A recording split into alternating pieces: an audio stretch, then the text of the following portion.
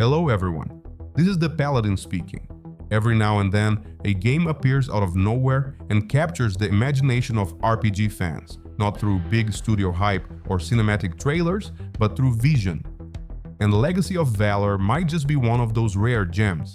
Developed by a small team led by Filip Husák in the Czech Republic, this upcoming medieval RPG promises something bold. A living, breathing world where you build, rule, and fight for your own legacy, not as a chosen hero, but as a leader trying to survive a brutal medieval age. So, let's take a deep dive into everything we actually know about Legacy of Valor. The story, gameplay systems, combat, world design, and why it's shaping up to be one of the most ambitious indie RPGs in years. According to its official website and Kickstarter campaign, Legacy of Valor is a story-driven, medieval, role-playing game that blends open-world exploration, settlement management, and real-time combat.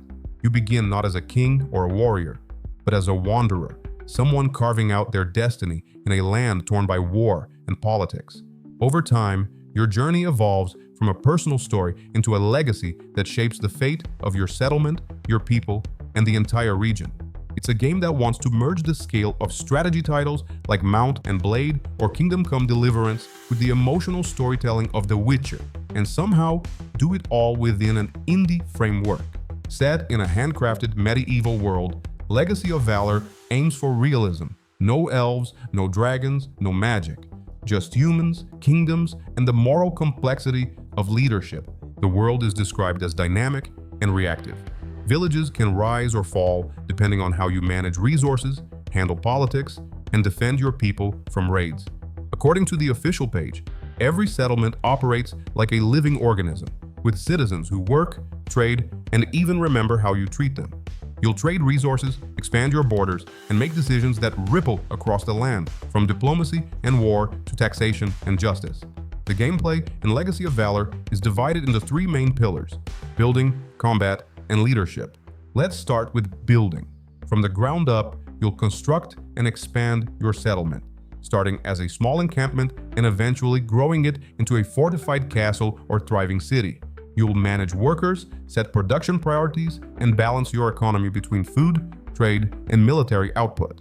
The developer describes it as a living simulation, not just a menu-driven builder.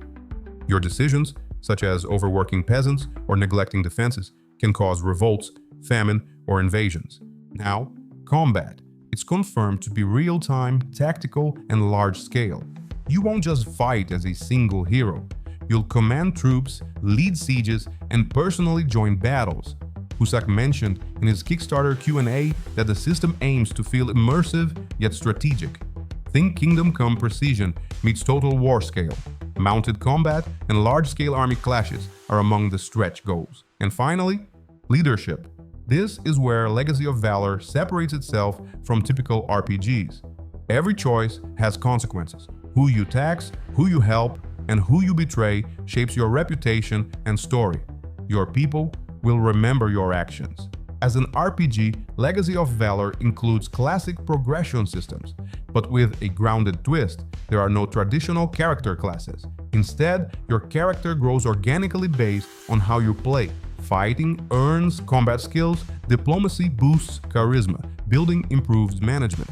This approach gives players freedom to roleplay however they wish, as a noble ruler focused on politics, a battle-hardened general, or a ruthless tyrant who rules by fear. Dialogue and moral decisions are at the core of the experience. The official Steam description emphasizes choice and consequence that defines your story.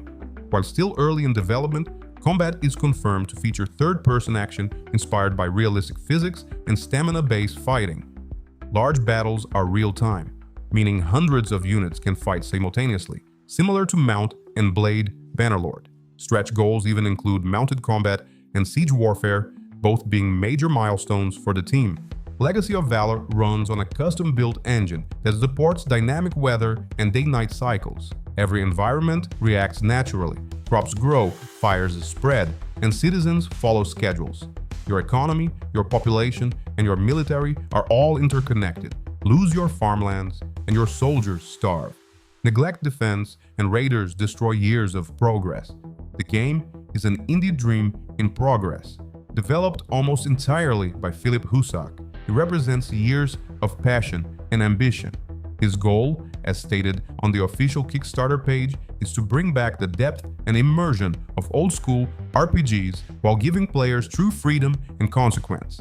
The project is currently seeking funding to expand its team, finish major gameplay systems, and implement stretch goals like large-scale battles, voice acting, and mounted combat. If you're a fan of KCD or Bannerlord, Legacy of Valor feels like a natural evolution. It's aiming to blend the best of both worlds, the realism of historical simulation with the storytelling of classic RPGs. And because it's an indie project, there's a sense of authenticity, no corporate agenda, no filler content, just raw vision. Of course, it's still early.